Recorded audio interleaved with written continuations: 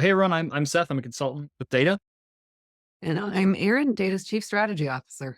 And today we're going to be talking about brand positioning. In other words, how to carve out, that unique place in the market that you can own and present yourself as different, better than everybody else. So I want to take a quick look at the poll here. What are we seeing, Zoe? How clearly does your brand communicate what makes you unique? Looks like we have a couple that said we can quickly explain. One, we can describe our differentiators, but take some detail. And then a couple that said we struggle to describe what makes us different. But once you work with us, it's evident. We see that one a lot. I'd say that's when we see the most. So hopefully through today, we can help you start working toward cracking that code. So often, even like profitability comes down to differentiation and your ability to own and communicate what sets you apart in the market. And in working with hundreds of businesses, we found that some of the biggest strategic moves your company will ever make will stem from this journey to find your unique market fit. This is the kind of strategic sales and marketing work that leads businesses to bifurcate or consolidate brands to unlock potential. It can inform product development priorities, and it can even point to things like strategic business acquisition. So it really does impact everything you do as a business. So I wanted to start us off today with a real world example of how some really big businesses position themselves differently. So here on screen, we have Salesforce, right? Grow faster on Salesforce. Okay. They also play off the aspirations of like growth oriented businesses, scale seamlessly, however large you grow. Like platform migrations kind of suck, and it's like, okay, I'm a confident startup and I know I'm going to grow ridiculously fast. Like I also know Salesforce is the biggest player in the game. And no matter how big I get, I'll never outgrow Salesforce, meaning I'll never have the headache of a migration down the road. So grow faster on Salesforce, or I could grow better with HubSpot, right? Software that's powerful, but not overpowering. So clearly HubSpot here is trying to position itself as the anti Salesforce. And it's pretty effective too, I think. Like the biggest knock I hear on Salesforce is that sure, it's powerful, but it can also be like this big, expensive, clunky gorilla that, that has a bunch of stuff that I don't actually need. So HubSpot, the anti Salesforce, right? So what else is out there? How about the easy and effective CRM for closing deals? Right? No mention of powerful, pipe drives clearly for that person saying, you all are way overcomplicating all this. And I just want a simple solution with a simple pipeline that's easy for my salespeople and me to use. So, and last but not least, we have Microsoft Dynamics. Okay. And this one is very clearly and carefully positioned as that solution you get because IT said that you have to use Microsoft for everything. Or at least that's what I think. And I think, maybe the most interesting part of this is we didn't have to talk to a salesperson. I didn't have to listen to a 10-minute pitch on each of these to understand where they fit in the market or why they're different from each other. Like we obviously don't know at a glance, what individual features might set them apart, but in just one homepage screenshot, you've got a pretty good understanding where they're going to fit. So, to help you find your piece of the marketing pizza, today what we're going to talk through is number one, audience segmentation, which informs who you consider as your number two, the alternatives, which are the other choices your customer could make if they didn't prefer your three, differentiators and value, which they know about because you have prioritized number four, communication of your positioning throughout the customer experience. And we'll be treating positioning like a sequential process for the sake of having a sound backbone for this presentation. But the reality is not usually this clean cut. And this process is also a little bit like painting the Golden Gate Bridge. As soon as you think you finally got it done, you have to go start painting all the way at the beginning again because markets and customers and our companies are not static. So pay attention. You'll want to revisit all of these four steps on an ongoing basis as your organization grows. So I think the only real logical way to find that unique market fit is to start by first evaluating what your customer wants. Okay. Because differentiation without demand is pretty meaningless. And we found that because some businesses offer really vastly different products or serve completely different audiences, the best place to start with brand positioning is some kind of broad audience segmentation. Now, when it comes to splitting audiences for this purpose, we need to find a sweet spot between, what's too granular and what's too broad. And because we see marketers doing audience breakdowns all the time, and that's great. You've probably got some audience profiles in some file somewhere. But what I want to focus on most for this topic is segmentation by core motivating factors when it comes to your product. So some of you, maybe a lot of you, might only have one audience. And if that's the case, you get to skip this step.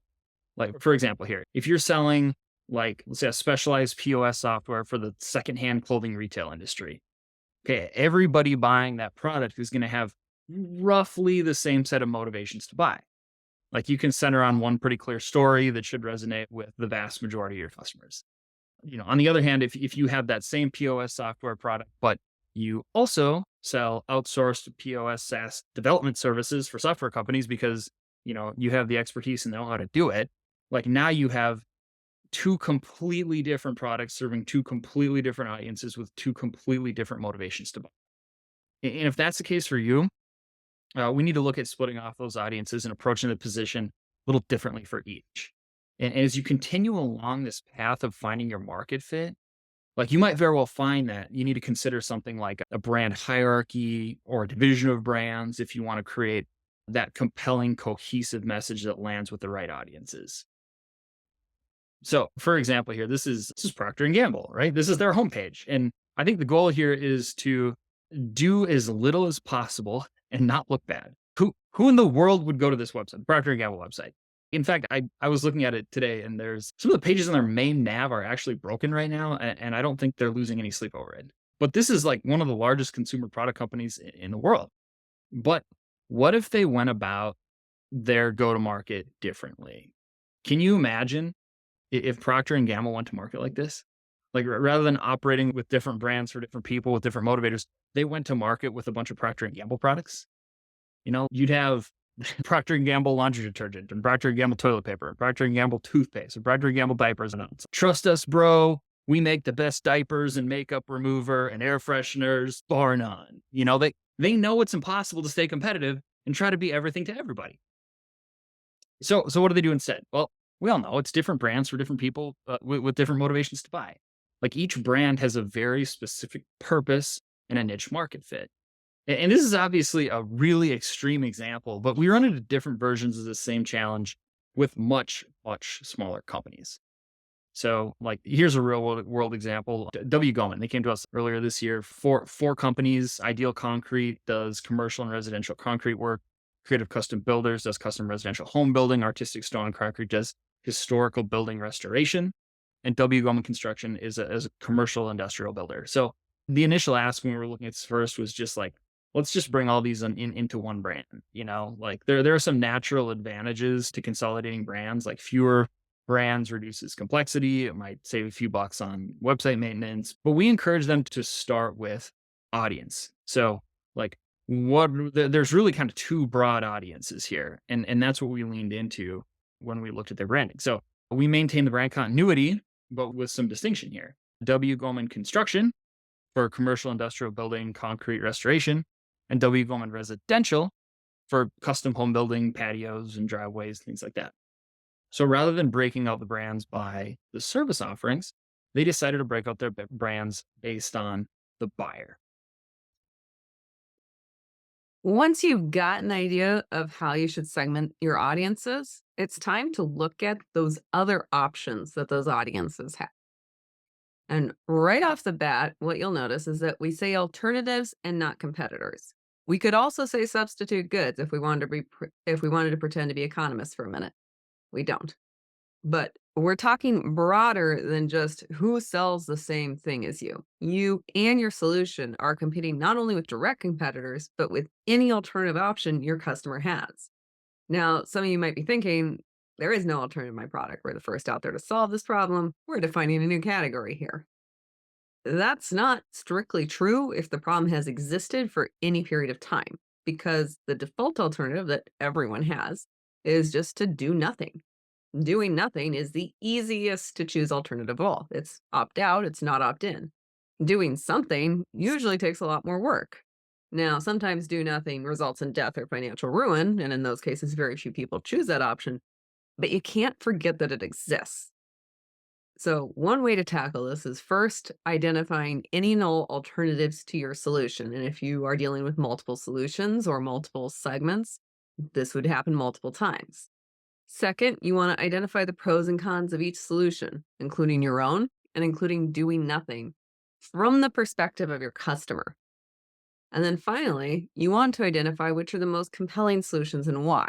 You likely already have a hunch on what these are based on what you find yourself losing deals to, but actually seeing all the pros and cons on the table will help inform your positioning and your sales talk track. So, this up here on screen is an incredibly simplified example, but you get the overall point. Here is a real life client example that went through some consulting a while back. So, they are one of the USA's top providers of precision granite manufacturing. When they look at alternatives, they don't just compare themselves to other granite manufacturers. They think like their customer does. And their customer may consider any number of materials as alternatives for their needs. Aluminum's a ton lighter, it's cheaper up front, it'll get there faster. Steel is cheaper, and because you work with it day in and out, if you're in a manufacturing facility, it's more likely to be a mental default. They do have direct granite competition that's often lower quality and cheaper and doesn't have their expertise technically. All of those factors into how the client positions themselves, down to their name and the graphical representation of their brand. Now, like I said earlier, the real world is rarely that clean cut. Sometimes you have to look at markets and alternatives together before you can really trace down or identify what those market segments should look like. So, some years ago, we worked with a client on a go to market plan in the mapping software arena. They had an innovative product, they had a thriving customer base in a very specific industry segment, but they were looking to branch into new markets as a growth opportunity. So, we and the customer, we started digging in. We researched potential new markets for their technology. So, the potential customer segments we found were many and widely varied and overlapping, as were the solutions that served them. So, to give us that bird's eye view of the existing competitive landscape, we roughly clustered together customer needs as the large Venn diagram you see there. And then we overlaid it with the logos of prominent players so we can kind of see at a glance where is their potential opportunity. Each of these companies on the screen offered a mix of solutions to different markets, and all of those market segments had slightly different needs. This is very normal, but it reinforces the need for that segmentation when you're considering your positioning. In this case, the customer focused on a market segment that was very behaviorally similar to their existing markets. They identified that there was a reasonable gap there. There wasn't a pre existing 200-pound gorilla. And then that's when they were finally able to narrow in on who's my competition? What are the alternatives in this field? So we're following this process in a pretty specific order because it makes this part a lot more clear. Right? We've outlined the audiences we need to connect with and we know what they want. We've looked at the other options they have available to them. And now we need to look at you. But keep in mind, it's not about you. We need to look at the outcome the customer can attain after choosing you that they can't get from choosing any other option. So in other words, the differentiation and value you bring to your customers. So how do we get there? Well, I think the first broad question to ask here is, why do your customers choose you over any other option? And to get at the answer to this question, I like to look at it at three, as three partially overlapping questions. First, what matters most to your ideal customer? What do they really want? The answer here can be, those big aspirational desires for where they want to see their business in 5 years, or it could be more short term wants, like what specific things they want to get from your product or service. The second, you have to get honest with yourself about what your competitors are good at. If they've been in business for more than a year, like there's a good chance they're good at something, you know? This is also where I want to lump in other options too. So what are the positives of doing nothing? Aaron said earlier, or not buying from your, you're right, not buying from you or anyone else, or choosing an entirely different way to go about solving their problem that doesn't involve buying from you or one of your competitors. Right. And then third, you need to look at what you do best. What are you really good at? And one way to look at this, yeah, I mean, I like to look at it like this: the same three questions in the form of list headings, right? What your customer wants, what your competitor does best, and what you do best.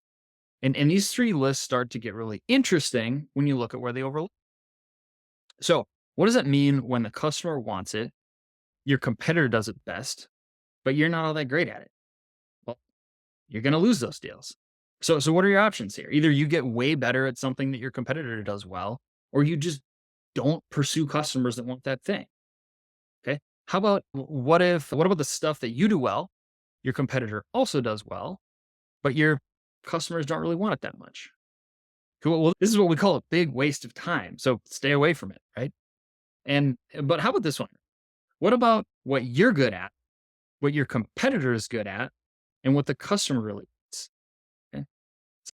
You're going to get some of these deals, but without anything to set you apart in the market, it's pretty much just going to be a race to the bottom on price. Like these are those low profitability deals that get so many businesses stuck because they seem as the only way. I've been right. I think we've all been there. You start saying things like we're basically just selling a commodity here. And in addition to being rough for profitability, it can even be damaging to your culture. Like who wants to go to work every day knowing that you do the exact same thing as everybody else? Or who wants to sell for that company? So where do we need to look if we want to find a rock solid place in the market for you where you can separate and excel? It's up here, right? Your goal is to find a niche within your market where you know there's a customer segment that really wants something but can't get it from your competitors. Like you own it. And if you don't have this place right now, like you need to get to work on building a business in a direction that creates that place. Otherwise, it's always going to be a race to the bottom on price. So what's this look like in real life? Here's a company, Clean Waste Systems. They make a solution for medical waste disposal. And here's their slice. Simple, safe, sustainable. There's no other medical waste processing system on the market that even comes close to Clean Waste Systems on these three value points: simple, safe, sustainable. Right? So there's differentiation, but guess what? The hospitals that buy these systems definitely care about it. So here's the case too, where we came up with a list of probably like 20 points that we saw as competitive advantages. And we were able to consolidate almost all of them into these three buckets, right? Simple, safe, sustainable. It became a tagline. They plaster it everywhere. And everyone on their team has internalized it and know what it means so they can speak to it with confidence. All right. We've got our positioning. It's billboard time. Data is the smartest way to manage marketing chaos. We're going to plaster that down I-94 and we'll watch the leads roll in. It's, it's usually a little more nuanced in that area. Yeah, another year of Erin doesn't get a billboard. All right. In all seriousness, your positioning is at the center of everything. I'm going to get on a little soapbox for a minute. I feel like in the past 20 years, marketing has gotten diluted in responsibility and ownership. If you took marketing classes, business classes, or watched marketing basics YouTube videos, you know that marketing is supposed to cover the 4 Ps: product, what you sell; price, what you charge for it; place, where the customer finds it; and finally, promotion, how you reach your potential customers. Apple, Disney, Amazon, Meta, some of the biggest companies in the world. And if you think about it, they create cohesiveness across these 4 attributes. Apple creates premium products for a higher cost, does not appear in discount stores, never offers significant price cutting, and even their refurb can cost more than a competitor's new items. Amazon sells everything to everyone at the best value price wherever they are. Meta gives you virtual communities for free, regardless of where anyone is, and you have to be there because everyone else you know is. The best brands think about marketing this way. It's core to their business strategy. And we've seen promotion get just an unfair amount of attention recently because it's had the most fun new tools in the past 20 years with the whole advent of the internet and invention of a billion new ways to serve ads. But we can't just focus there. It will fall flat. For positioning to matter, you want to reinforce it in every interaction a customer has with your brand. All right, quick fun activity. We're going to make this as fast as we can because we've got about 8 minutes left in this webinar. We're going to unveil one by one 3 different AI depictions and human-generated descriptions of well-known brands. The first person, who is not a Dayta employee, to respond in chat with the correct company will get a Starbucks gift card emailed to them after this. So keywords are ready. Easy one first. Go. All right. Wide aisles, trending products, affordable luxury, in-store Starbucks. Who's got this one? Come on, you've all been there. Don't make me call on people. Yes. All right. Target is correct. All right. And then the next one here. Quality at bulk. Hot dog sales. Come on, this one. Excellent. Yes, that is Costco. It was the hot dogs, wasn't it? All right. And then finally, see you next time. Anyone hear that phrase this week? This one might be harder because it's a little bit of a local example. We need the Jeopardy music for this. Yeah. I'll get that for next time. No upper Midwesterners? We could give one more clue maybe for this one. Ooh, we got it. Good job, Lynn. All right. Three different Starbucks cards going out to John, Ashley, and Lynn. Awesome job. All right. So great job. But what is the point I'm trying to make here outside of the fact that our webinars are fun and engaging and you should all definitely keep attending? Everything I listed in the descriptions is a choice that these brands made that helped reinforce or define their positioning. Target's typical shopper is a suburban mother between 35 and 40 years of age. Target has big, wide aisles that encourage you to leisurely browse a vast selection of trending but affordable products, and the cart has a little cup holder for my latte. And Target is a place you could hypothetically go to when you say, I need to make a quick grocery run, even if the local grocery store is, closer. So it's got its positioning figured out. Costco people, they value. It's not that they're cheap. They pay for a membership and then they pay for more than they need at once, and the customer takes on the cost of inventory here. The private label that's actually really good, the hot dogs that are basically a membership perk, all of these things are positioning things that reinforce you're getting amazing value for your dollar. And then finally, Quick Trip. Apologies to you if you're not local to Quick Trips. The game was rigged against you. And unfortunately, you're not experiencing Quick Trips on a daily basis. They are the best gas station out there. Their positioning is all about being the gas station that you actually want to stop at. My kids love Quick Trip. So they've got wonderfully clean bathrooms with big, secure stall doors. They've got fresh produce. They've got brownies. They've got more people on staff than Walmart. They are basically trying to be your old timey corner grocer. And their choices of product mix, customer service training, and brand messaging all reinforce this. So these brands get it. Your positioning is what defines your customer experience, and your customer experience is the public face of your positioning. You can't say one thing and then not back it up day to day with how you're built. All right. But what if I'm selling B2B and I don't have a storefront? Great question, Seth. Thank you for asking. So, B2C examples are more universal, but the same concepts apply in B2B. So, here's a client of ours. They're selling a point of sale system to small liquor stores. There's a couple key things they've done to solidify their positioning. First of all, they call themselves a profit system. Their value proposition isn't, oh, you can take credit card payments. Their positioning at the center of all this is that they are the liquor store software built to help you run your business more profitably, built by people who understand your day to day in and out. You don't need another cash register with fancy tools.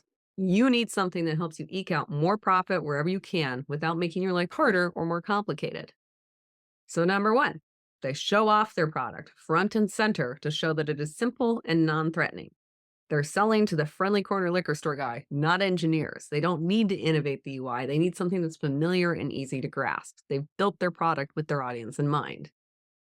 Their pricing is transparent and straightforward, and it's available right on the website. You don't have to take a demo to know how much it'll cost you. There are 3 tiers, including a free one that's paid for by credit card processing fees. This helps do 2 things. It helps eliminate that hurdle of, I don't want to talk to people just to find out I can't afford it. And then it also presents them as straightforward, uncomplicated people to work with. Finally, in terms of placement, they attend a number of industry events and they show up like they mean it. They're selling software to a relatively low tech audience. It makes a meaningful difference if they can interact with people in meet space. And just like banks built huge marble buildings to show that they'd be around, a well done event presence says we've got enough money that you don't need to worry about us folding up shop overnight. And then we have promotion, and promotion fits in with the rest. If you scroll through their website, you'll see real photos of real customers smiling and real quotes talking about the practical benefits they realized. They use relatable casual language and industry terms. Their blogs are written by someone who knows that world. They're focused on real life problems and questions their customers would have. They're not just spouting out the same marketing terminology about their product or how their company has good values. Because their audience is harder to reach online and less responsive to digital ads, they also focus on alternative awareness tactics like direct mail to meet the customer where they're at. So let's just say for a minute that they didn't have all 4 of these working together. Let's say that the UI had more features packed into a screen and it was more innovative and it was flashy. And then instead of all these unprofessional, non model photos, we get an artist, and that artist could generate some really great vector animations for us. And instead of trade shows, which are so 2016, we're going to put on virtual experiences in VR. What the heck? Let's even make the customer take a demo before we give them an idea of cost. So that mix could work in some industry segments, but not in this one, and it wouldn't fit their value proposition. Communication of your positioning isn't down to your website headline, your tagline, or your LinkedIn post. It is the whole of your marketing, all 4 P's of it. And I hope all my ex marketing professors are smiling right now. All right. So, quick recap. First, you need to determine how you're going to segment your audiences for the sake of positioning. And we recommend going about this segmenting by your customer's core motivating factors. Then you want to break down all the ways your customer could go about solving the problem. And after that, we want to turn the focus to you, right? That Venn diagram. We're looking for what you can bring to the market, your customers really value, that your competitors aren't really all that good at. And then finally, you need to put it all together and own it in every possible way, right? That identity needs to echo through every corner of your business. We'll wrap this one up. Thanks again, everyone, for joining. We really appreciate it, and we hope you found the content valuable.